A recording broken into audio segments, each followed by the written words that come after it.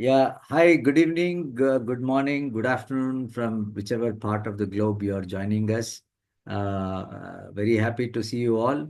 Hope you are all doing fine. We members of Rotary Fellowship of Wildlifers for Conservation share a common interest, that is wildlife and its conservation, willing to work with the 119-year-old organization Rotary towards building a future in which people and nature thrive. To share a few notes about our fellowship group, we are a group of around 800 interested Rotarians, Rotractors, and other individuals who have globally united around a common interest with the primary purpose to network and further friendship. Although our fellowship activities are conducted independently of Rotary International, they are in harmony with Rotary policies.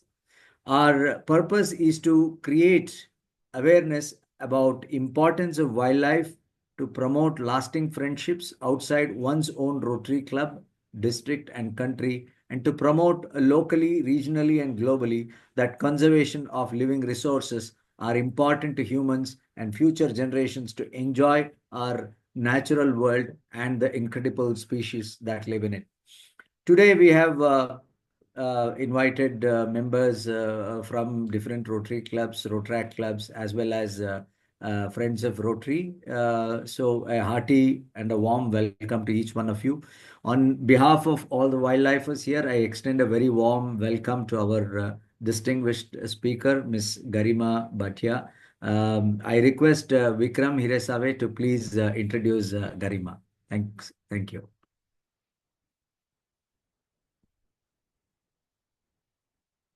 Yeah, over to you, Vikram. I just wanted to be sure I was off mute. All right. It's really my privilege to introduce Garima today because if you're in the community in Bangalore, Garima Bhatia is a very inspiring person in the natural history and conservation community in Bangalore, where she lives. Because she gave up a very lucrative career in the automotive research space to completely immerse herself in the world of birds. She's been an avid bird watcher and photographer, and she's also co-authored quite a few popular photographic field guides across India for various regions. She's especially passionate about getting children and adults to appreciate nature, and she's been working for the last decade now with the nonprofit Nature Conservation Foundation. And there she leads the Early Bird program that she will be speaking about today. Early Bird is aimed at spreading the joy and wonder of birds, especially among children. My son, my 11-year-old, he really loved their walks, and I can attest to that personally. And I want to call out that Early Bird is actually a program that could be of great interest to various Rotary clubs, your clubs across India, because they work across India in various regions. They have language, they have bird material in different languages across the country for all age groups. And I think it offers a lot of opportunities to partner with her for your local environment pillar efforts. So please do pay attention more on what it is, and our contact details will be there. Please do reach out. You can ask us, we will connect you. So over to Garima now to tell you more. Thank you so much. Thank you so much, Vikram, and thank you, Sanjay, and thanks to all of you for inviting me today to speak to you. Thank you to everyone who's joined. And I mean, that was a very flattering introduction, Vikram, but the talk that I've put together today is not just about early bird. I want to talk to you about birds first, and why I think they're wonderful and exciting and worth paying attention to. And then I'll talk a little bit about our efforts that we are doing to popularize birds and bird watching really as a window to nature. So let me just share my slides.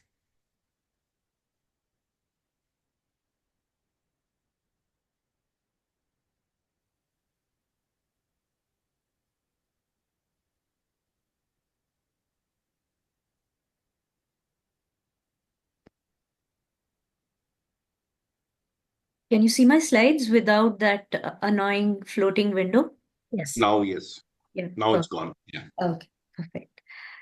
Yeah, so the title of my talk today connecting children to nature through birds, and that's the tagline of Early Bird, which is the initiative that I lead at Nature Conservation Foundation.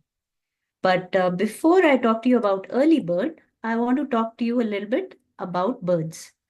And I want to do this through a game that we play with kids. It's called Fact or Fiction. It's a very simple game. And when we play it in person, we get children to stand in the middle of a room and we say out loud a statement about birds. And we ask them to decide if it's true or false by running to one side of the room or the other side of the room. So one side of the room is true, a fact, and the other side of the room is fiction. And so it's a movement-based game. And then, then we have a discussion about why we think that particular statement is fact or fiction and so on. So I want to play this with you. And I'd ask you to type in the chat box your responses. And I won't be able to see the chat box. So Vikram, if you can just tell me maybe at the end of 10 seconds or 15 seconds what the consensus is, that would be great. Okay, so let's get started. The first statement, birds are living dinosaurs. Yes or no? So please type in the chat box and I'd like to hear your responses.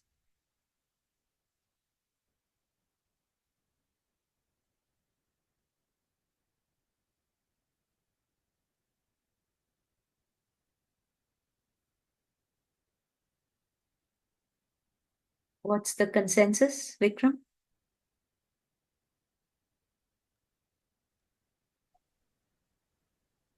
Well, it's even Stevens. I think the S's are a little more, but yeah, it's Okay. no's as well.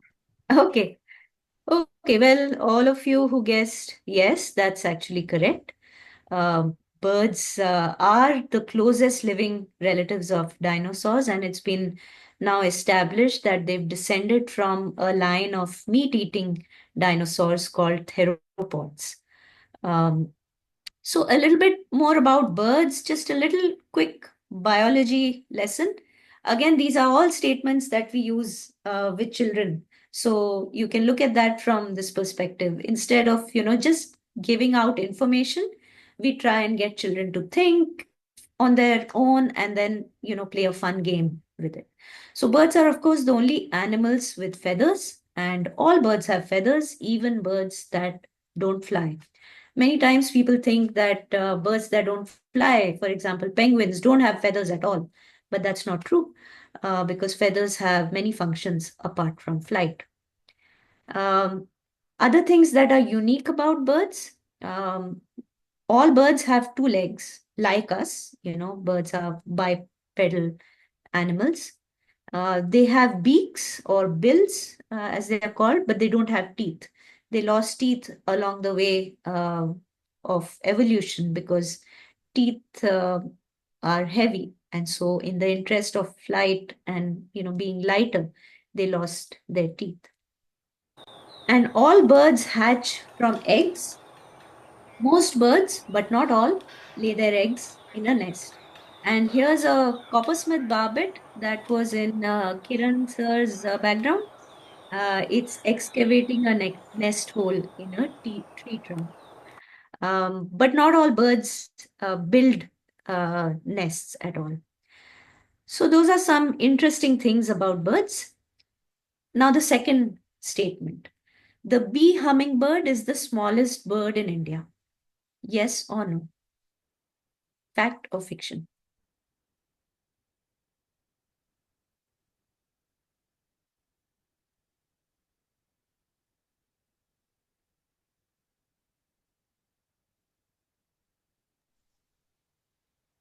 Yeah, leaning heavily towards no.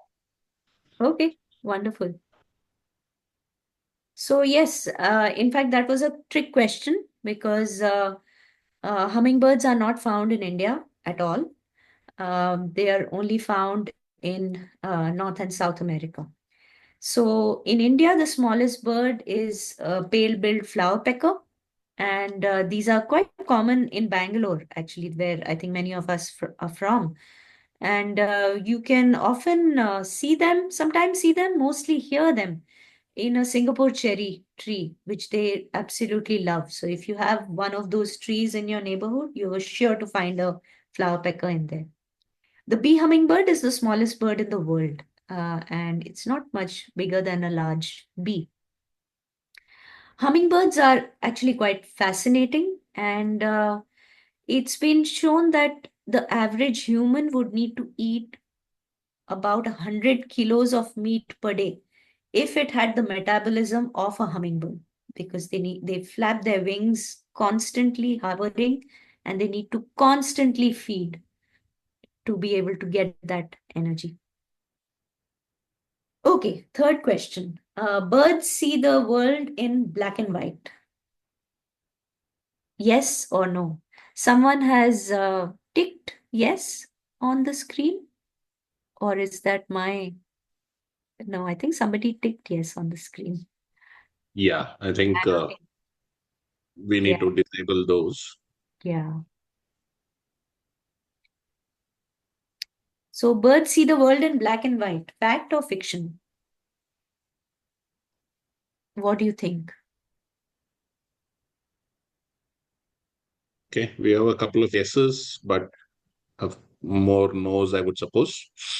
A bit more no's. Yeah. Okay, all right. So yeah, that was a false statement. Most birds have very large eyes and very good eyesight. And of course, birds are so colorful, and often the colors and feathers are for display and for the male to impress the partner. So birds need to be able to see in color, we would think. So they do have very good eyesight, and interestingly, their eyeballs are fixed in their sockets and cannot rotate. So, like we can move our eyes without having to move our head, birds cannot do that. Um, so, when you see birds like, constantly moving their heads, it's because their eyeballs are fixed. So, they need to keep moving to get a good field of view. And one really interesting thing is that birds can see in ultraviolet. So actually, birds actually have better eyesight than humans. And two birds which might look alike to humans may look very different to birds because they can see in ultraviolet. Okay, final question or final statement. India has 12% of the world's birds. Yes or no? Fact or fiction? Garima, could we request you to stop the share and reshare so that the markings can disappear? Okay, let me try and do that.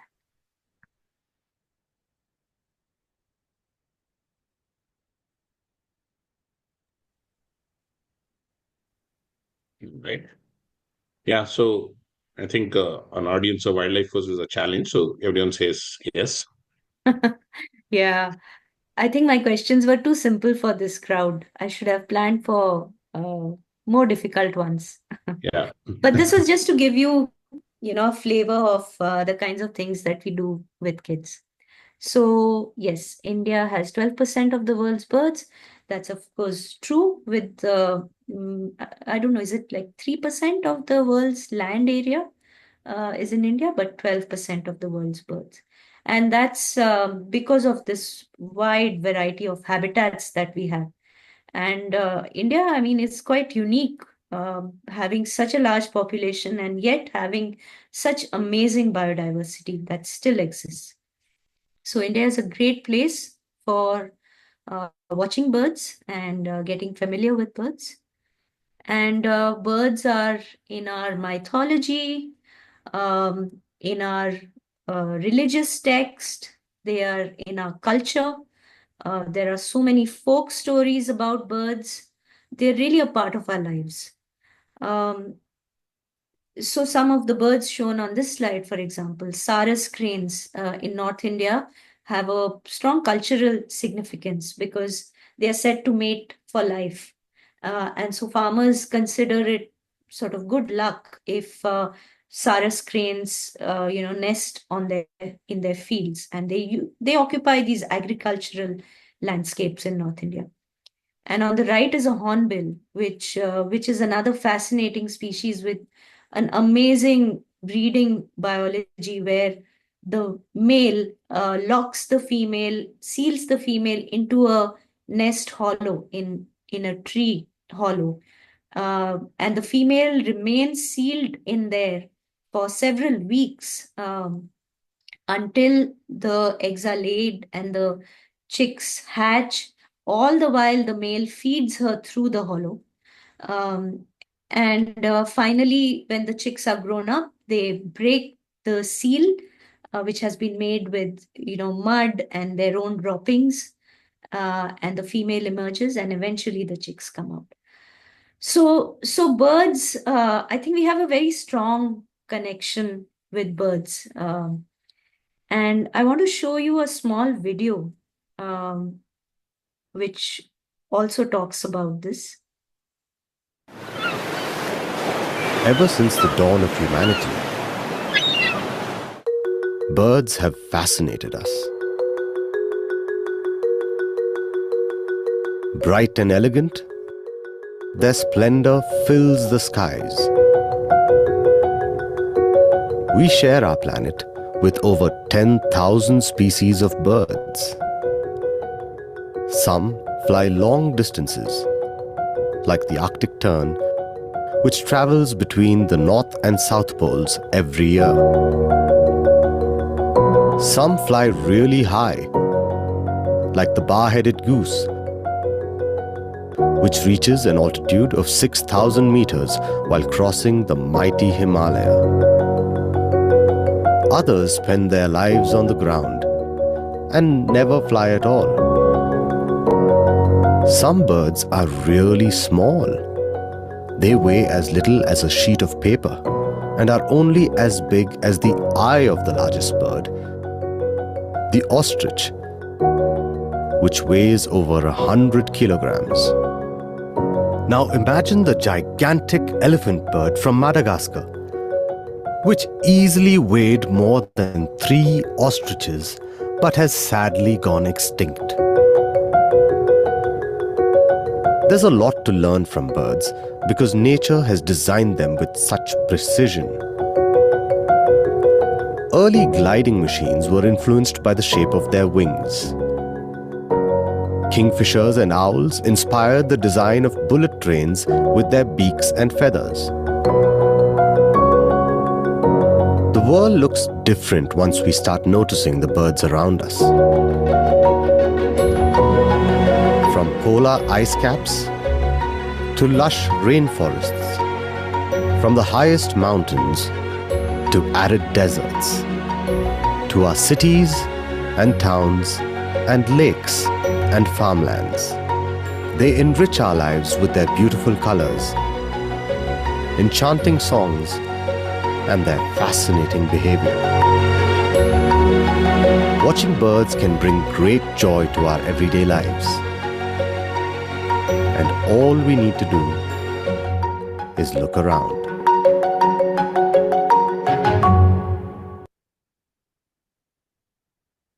So that was a video that we created as part of an online course, which I'll speak about a little more later.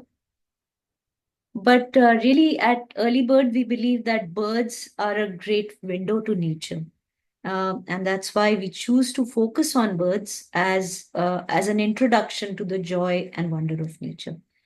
And it's been shown through research that, being out in nature is really important for us as human beings, for our own sakes, because it brings us joy and peace.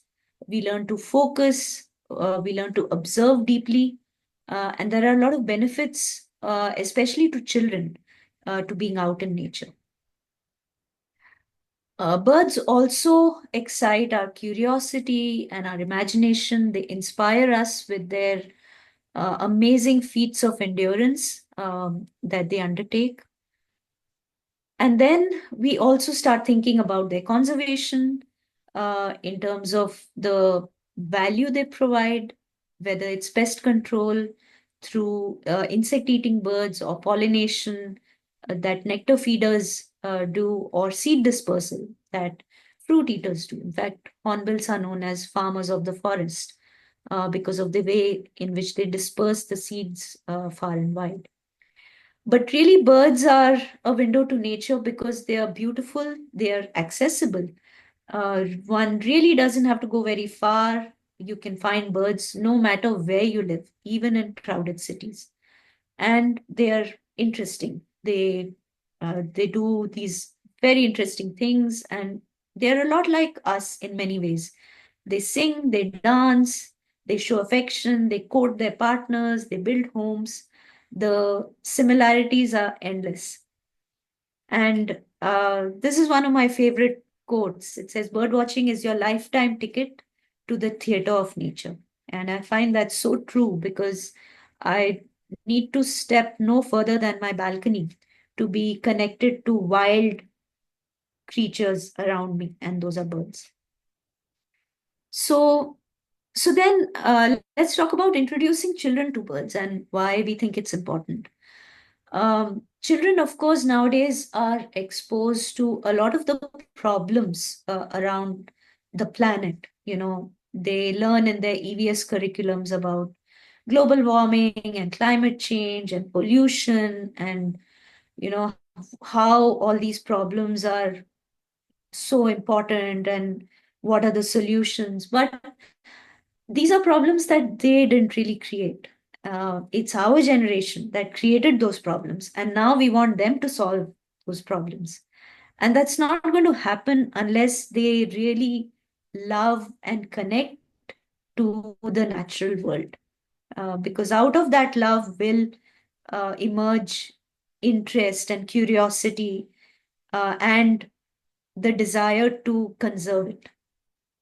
So these are two of the books that have guided a lot of nature education. One of the book on the top left is the one that spoke about nature deficit disorder, which increasingly we find in children who are disconnected from the natural world, glued to their devices or their phones or a screen, and maybe indoors a lot in urban environments, and have no chance to connect with the natural world. And that creates a whole host of problems. And then the other book is by Rachel Carson. It's called The Sense of Wonder. And this quote is really nice because it says that, for a child to discover, and actually children have an innate curiosity about the natural world, which sometimes get sort of beaten out of them through education. But for them to keep that alive, they need the companionship of an adult who can share it with them. And she also says in that essay that it's more important to feel than to know. And we as adults shouldn't feel limited by our lack of knowledge about the natural world because we can discover it along with the child. And it's more important for the child to feel a connection rather than to absorb knowledge, because knowledge comes later. So those are some of the ideas that have guided our work at Early Bird. So finally, coming to Early Bird. So what is Early Bird? We are an initiative of a nonprofit called Nature Conservation Foundation, which is a wildlife conservation NGO headquartered in Mysore, but works across the country on different aspects of conservation. At Early Bird, we are part of the education and engagement program of Nature Conservation Foundation. We are based in Bangalore. We aim to bring children closer to nature through birds. And what are some of the things that we do? We create a lot of content. We have a lot of innovative educational resources in 11 Indian languages. And most of these are freely downloadable from our website. You can download and print them. Some of them are print materials, so they're available for purchase, but we also donate a lot of materials to government schools and organizations or individuals that can't afford to buy them. We also do training and capacity building for other organizations, for sometimes for the government, for schools, groups of educators, groups of bird watchers who want to learn about how to connect children to birds. And we do some amount of limited outreach ourselves. Limited because we are a small team based in Bangalore. So we do some nature walks for kids in Bangalore. But more than that, we try to facilitate educators in various parts of the country to conduct their own nature walks and to provide them with the training and the resources to do that. Our direct outreach, since COVID, we've been doing a lot of it online because it makes it easy for us to reach a large audience despite being a small team. So we do have now a lot of online resources that are available for anyone who's interested in, using them, connecting children to nature through them. So here's a little bit about our educational resources. So we had these a lot of print materials. There's a set of flashcards which is designed as a game, and it includes a set of cards about 40 common birds, and they're very child friendly, so easy to handle, attractive photos, not too much text, icons, and instructions to play various different games with them. So that's a set of flashcards now available in 4 languages. We have these set of field guides, which are really pocket guides. It's just a pamphlet that can fit in your pocket. And we have now, I think, more than 25 versions of these in different languages. So we produce them at the request of local groups who want to use them. So, for example, we'll have birds of Uttarakhand, which is bilingual in Hindi and English, or we have a birds of Odisha, which is in Odia and English. Similarly, we have one for practically every state now. And for a lot of protected areas as well, we've been creating them on request of forest departments, etc. And then we have the series of interactive mobile-friendly posters. So these are actually print posters that we've designed for display in classrooms. But we also converted them into an interactive online format. So you can access the posters online. You can hear the bird calls and really familiarize yourself with the calls of different birds of different habitats. So all of our materials focus on games, art, and creative activities rather than trying to give knowledge and information about birds. Because we really want children to get interested, and telling them the names of birds is not the way to get them interested in birds, because they'll forget that name in the next 5 minutes. So we try to spark an interest through these activities. So I've put together just a few slides on some of the highlights of things that we've done that I wanted to share with you all. And I will leave a lot of time for questions. So I'd love to, take your questions and interact with you on any specific aspect that you're interested in. So some of the highlights, a few years back, I think it was 3 years back, we launched the Handbook for Bird Educators, which is a compilation of various workshops that we'd been doing to train educators and resource people.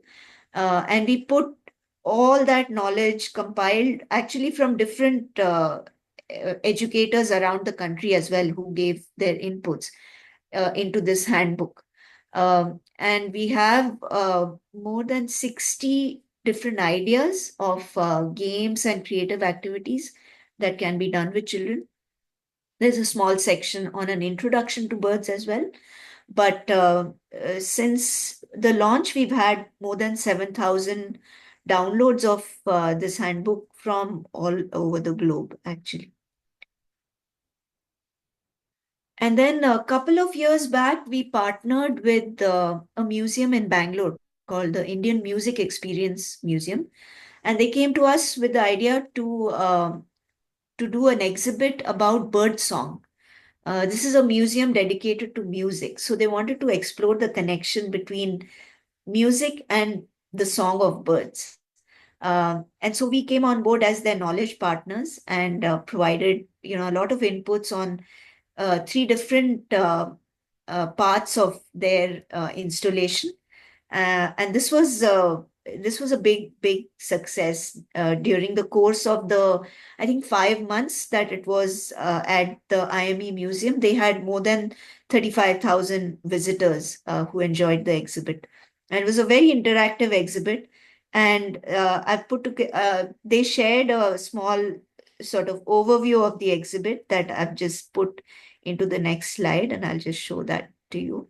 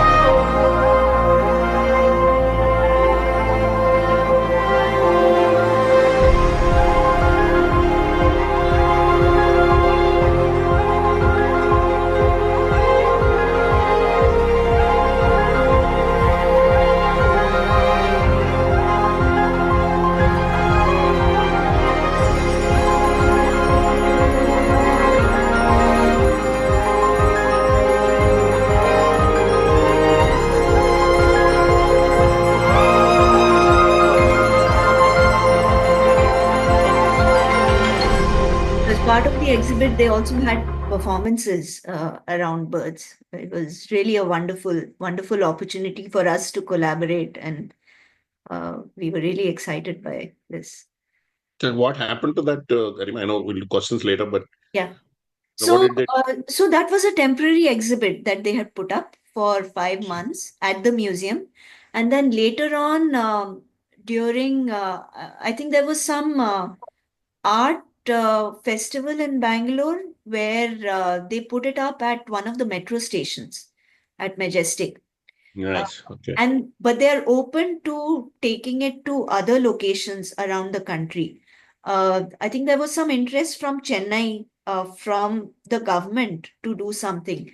But really the exhibit is owned by the IME Museum. Got it. Yeah. We just contributed the content, put together the photos and the audio and the videos that were used for it. But I think they would be very happy if it could be taken to other cities as well. And if there's any interest, I mean, we can help to connect with the museum for that. Makes sense. Yeah. I'll talk to you about it later. Sure. Yeah, so that was the birdsong exhibit, and one really exciting thing we did this year is earlier this year we launched a free online course about birds, because we felt that there are a lot of people who are really interested in birds, and of course the best way to learn about birds and birding is to actually go outdoors in a nature walk or a bird walk and watch birds. But there is still value to having something available online that can support that, and that can spark that interest in people, maybe even encourage them to go outside and watch birds.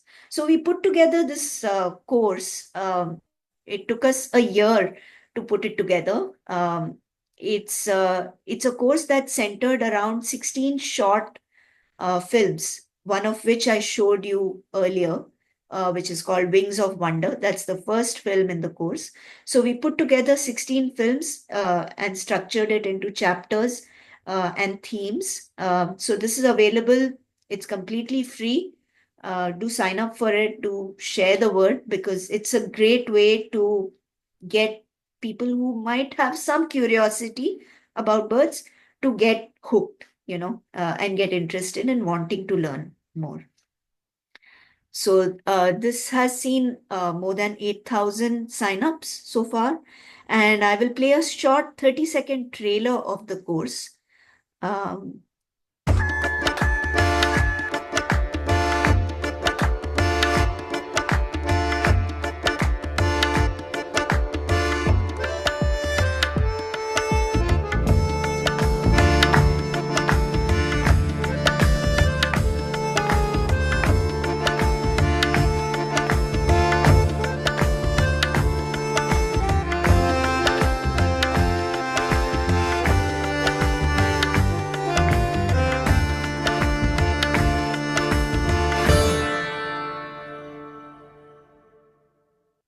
So that's the course, and it's self-paced, so you can complete it at your own pace. You can do a few sections, come back to it later.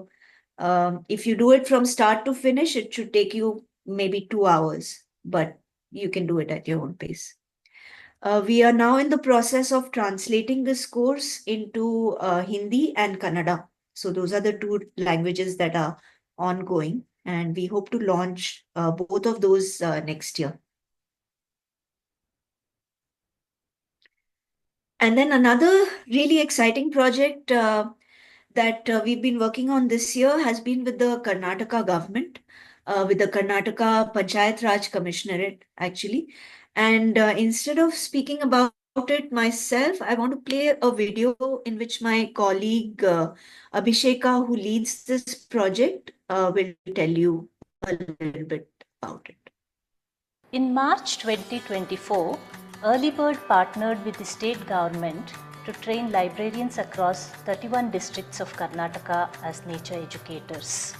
Through this pilot, our team of 12 master trainers engaged with 500 librarians and equipped these libraries with an engaging nature education kit in Kannada that we call Prakritiya Pettige. We have now expanded the project to train all 6,000 librarians across the state through 350 master trainers. We will provide the nature education kit to 1,000 selected librarians for children to learn about the natural world around them. According to the librarians we have trained, this project has resulted in more children coming to the libraries after school hours and Sundays too. Prakritiya Pettige is a curated compilation of printed materials on birds, trees and nature. There are flashcards and posters about birds, activity sheets and games about nature, and storybooks to be read aloud. Our work has been well received by the Karnataka government and covered extensively by the print media. At Earlybird, we believe that nurturing children's curiosity is important to build communities that can address climate crisis. This initiative is important to us. We are covering the training and travel costs internally, but we need your help to distribute Prakritiya Pettige. Every 1,500 rupees raised will provide this nature education kit to one rural library. Donate generously to help us reach 15 lakhs and be part of the movement that shapes tomorrow's environmental leaders. So this is a crowdfunding campaign that we are going to launch in the next few days to raise funds for this kit that will be provided to 1,000 libraries. We are in the process of training the librarians as a extension to a pilot project we did earlier this year. And this is another really exciting initiative that incidentally was mentioned by the Prime Minister in his recent Mann Ki Baat episode, which happened about 10 days back. So that's about Earlybird, and yeah. And I will just close with this. This QR code leads you to a link tree which has various Earlybird links. So the links to our online shop, our website where you can download things, whatever's new and exciting, ways to contact us are. social media channels, the free online course, everything's connected here. So through this, do get in touch and stay connected with us. Thank you so much. And I'll be happy to take any questions on anything that I've spoken about so far. Wonderful. Thank you, Garima. It was really very nice. You're doing great work indeed. Just one thing I just wanted to ask you, how can we participate in your outreach programs? That is, as a volunteering organization, can we participate in your outreach program? Is something that I wanted to know. So, like I said, we are a small team based in Bangalore. So we don't do a whole lot of direct on the ground outreach with children. We do with educators. So currently, like I said, we're in the process of training about 350 librarians across Karnataka. We don't actually take a lot of volunteers because, we don't do very many things with children. But for the library program, if people are interested in volunteering in terms of traveling to different parts of Karnataka to sort of keep track of the librarians, because that is something that we'll need help with. As a small team, it's hard for us to go everywhere and make sure that the librarians are actually using the materials in the ways that we train them to do, how effective it has been to and to evaluate how well the program is working.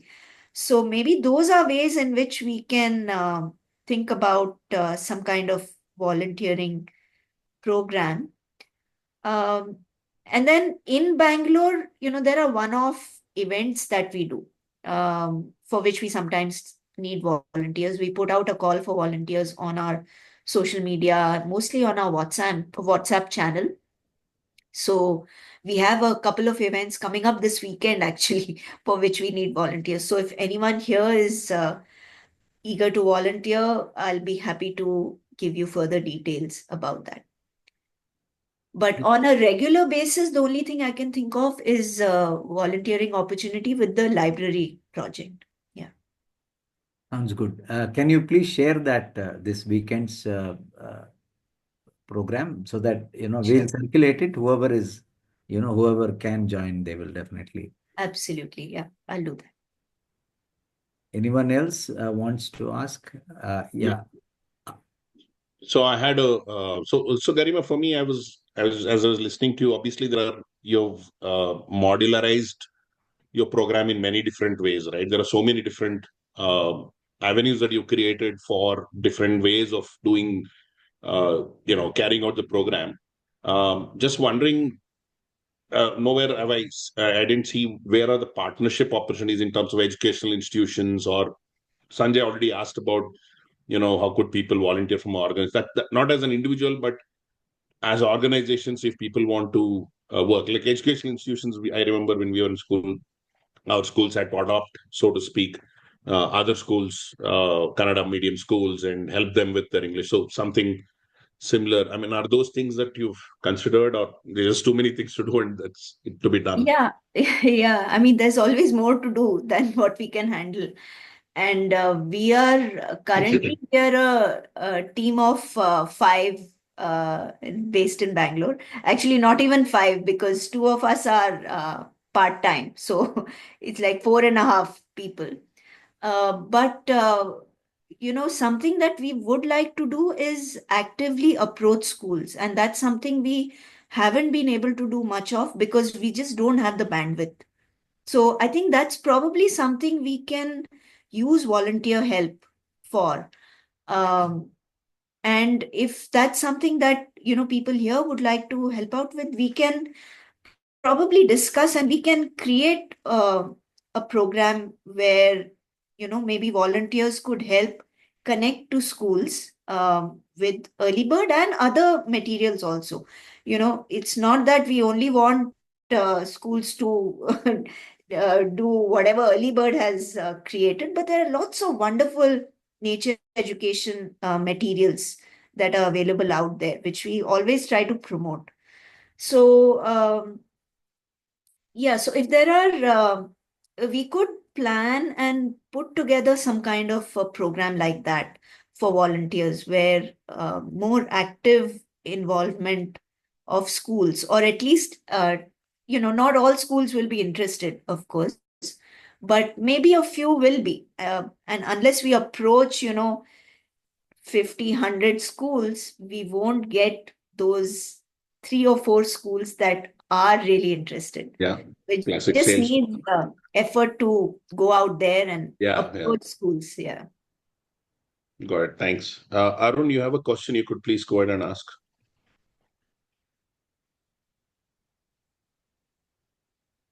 Right. Yeah, I'm I'll seeing ask. the question in the chat. Yeah. Yes. So a list of libraries so we could drop in during our travels and road trips. I can try to get this, but it's basically, these are Gram Panchayat libraries that are spread across Karnataka. And these are not libraries that we have created or anything. I mean, this is an initiative of the Panchayat Raj Commissionerate in Karnataka. A couple of years back, actually during COVID, they decided, because the schools were shut, they decided that maybe the libraries can be, that can become centers of knowledge where children can come. And so they undertook this massive program to equip these libraries with infrastructure, with computers, smartphones, of course, books, so that children and adults can use that space. So these libraries are spread all across Karnataka. I will check with my colleague about the list of libraries. Probably it's there somewhere on the KPRC website. The reason I'm asking is there are a bunch of us who do travel a lot by road, by Yeah. car, by jeep, and whatever, and we Yeah. are a lot of them are interested in reaching beyond just their bazooka lenses and Instagram and actually doing some on-ground work. So Right. there's a list, and it might not change their travel plan, but Right. they will definitely check if something comes on that route. And there's a Yeah. checklist that you have. I mean, I Yeah. understand how important feedback is. That Yeah. would be great. Yeah. Thank you. Yeah, sure. So let me make a note of that, and I will see if there is such a list sort of readily available somewhere.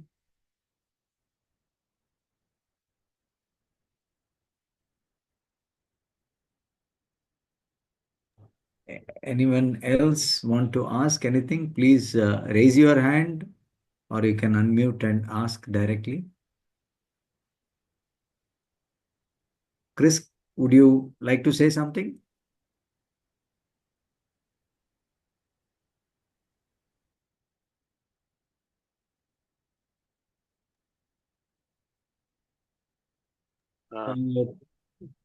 Chris, I think you need to unmute.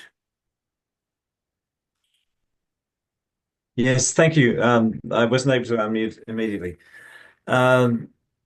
This is wonderful. I think it's something that can be duplicated anywhere around the world. And I know it has, there are similar organizations that are doing this. In the chat, I mentioned Rachel Carson. I'm so glad that you pointed the finger to her.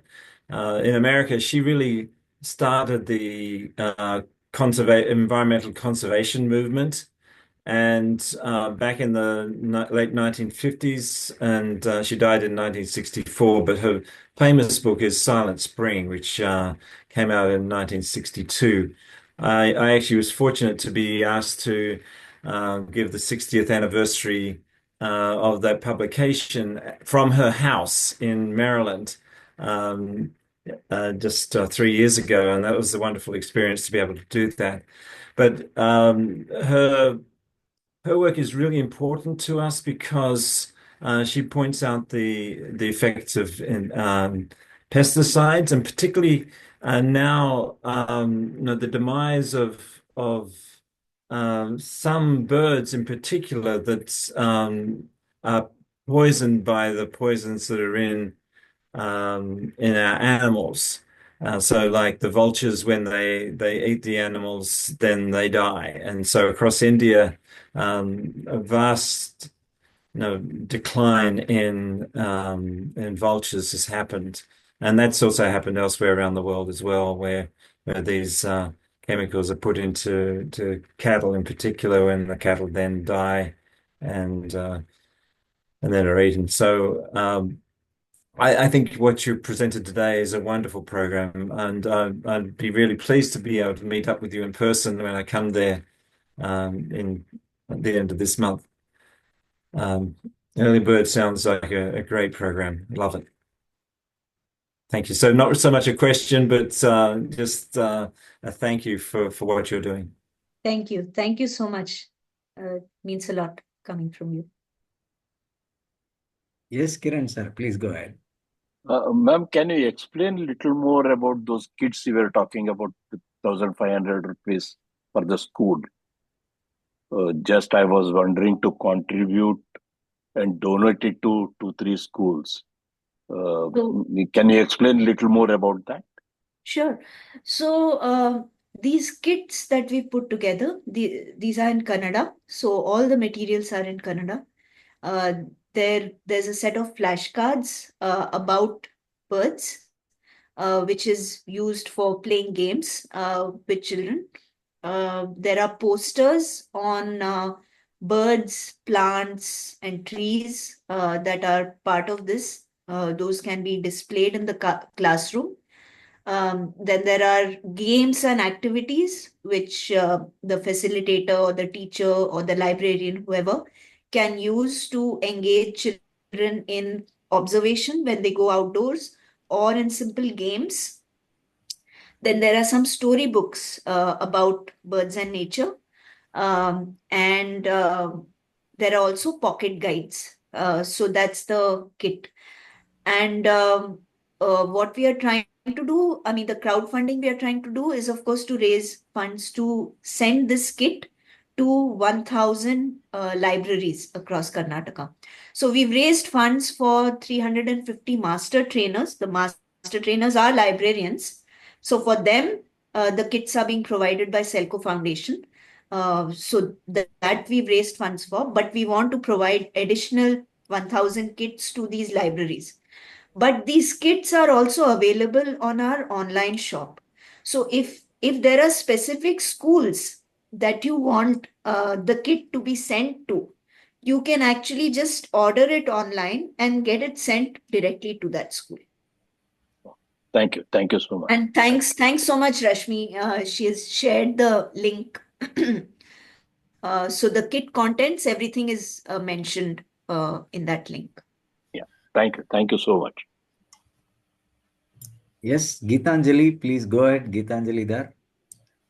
Yeah, hi. Hi, Geetanjali. It's always nice to listen to Garima, and this is not a question. I just wanted to share our experience working with Garima. I've been very thankful because during the peak of COVID, they had donated more than 500 posters, and which were distributed to most of the schools, government schools in Yadgir, and really wanted to say thanks. The list was shared to us by the government, and Garima just came forward and donated it. And it's such a lovely project.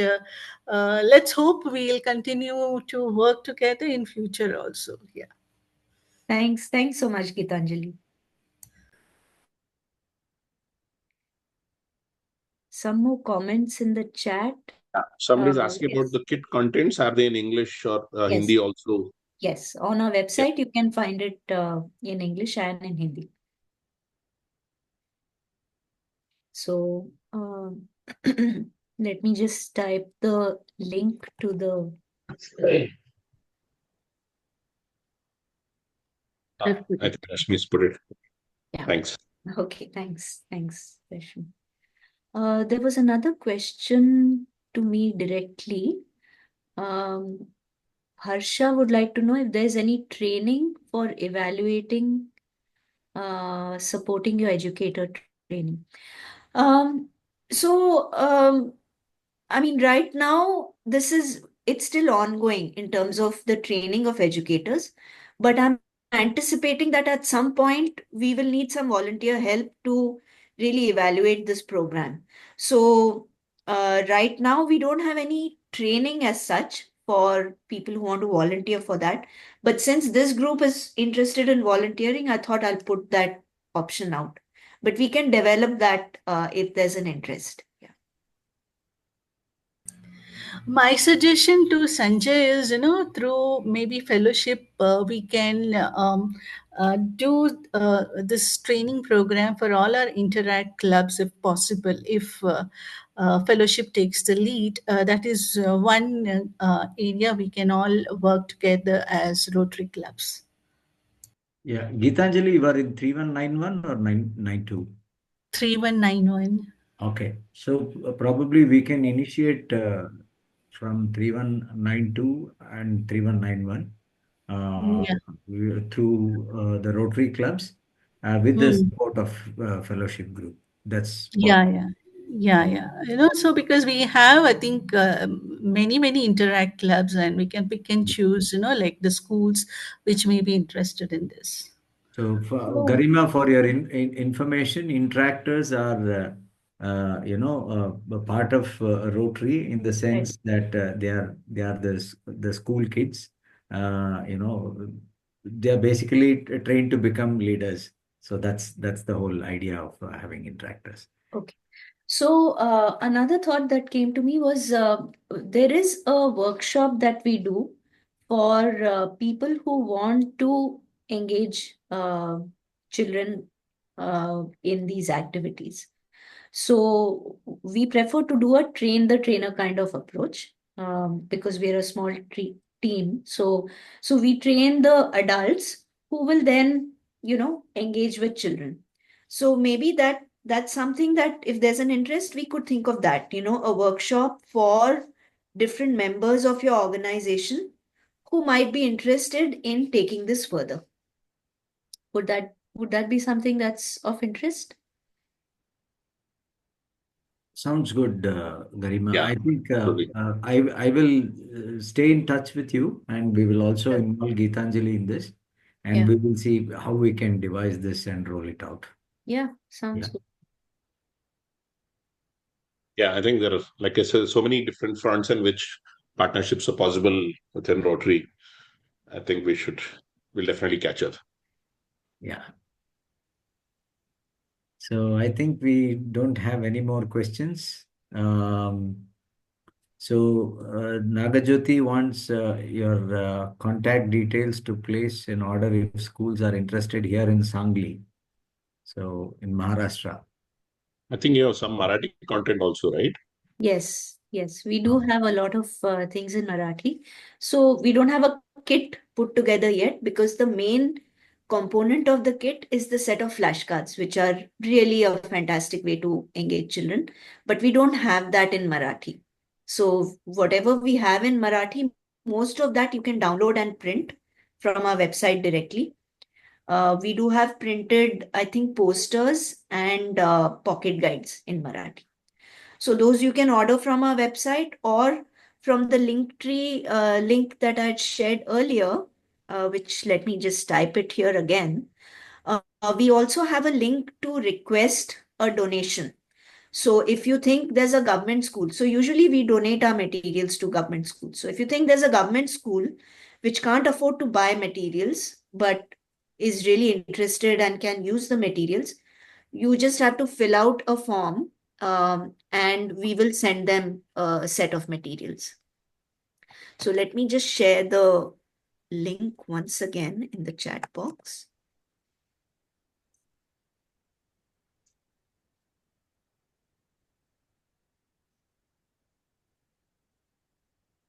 Yeah. So here, if you scroll all the way to the bottom, you will find a set of links. So there's one under Connect, you'll find a donation request form, which will take you to a Google form where you fill out the details of the school or the individual or whatever that you'd like to send materials to, and we'll send it across. If you want to place an order, you can get in touch with me, or you can just connect to, through our WhatsApp channel. We have a number for Early Bird also. You can just drop a message on that. So all the links are available in that link. Kits are suitable for which age group of children? So usually we work with the age group 9 to 13. And most of our materials are suitable for that age group. But except the flashcards, we found that even very young children connect with them. In fact, sometimes we get videos from parents of, 2-year-olds, 3-year-olds, videos of, their kids who have learned all the names of birds in those flashcards. They're sometimes quite delightful to watch because the child hasn't learned to speak properly, but he or she knows all the bird names. So yeah, so the flashcards are useful for younger children, but most of the activities are for 9 to 13. I think it is useful to us also. Yes, absolutely. I felt Actually, yeah. lot to learn. Lot more to learn. In fact, the course also, the Wonder of Birds course that we launched on our website, we say it's appropriate for age 11 and above. Because it's all very, we've not used any jargon. It's all very simple language so that kids also can understand, but it's not childish. So adults can also take it. But, we find that even kids as young as 8-year-olds are taking the course and liking it. So Chris has a question. Do you have anyone collecting data on follow-up from the use and effectiveness of materials? That's a great question. And that's actually a bit of a challenge for us because we put our materials out there. And especially one of our materials, which is these pocket guides on different birds of different regions. Our recent count, we estimate that we have about 200,000 pocket guides out in circulation across India. So it's very hard to, get data. And we like to think, okay, the fact that so many people are using them must mean that they, find them effective. In the past, we've also tried to do a lot of, tried to collect feedback. Usually we get anecdotal feedback, people writing to us spontaneously. But most of the times people use them, but they don't tell us. So we often find this that we go to, some event or some conference or something, and then someone finds out, oh, you're from Early Bird. Oh, my child loves this stuff. So, that we get these anecdotal, validation of our work. Yeah.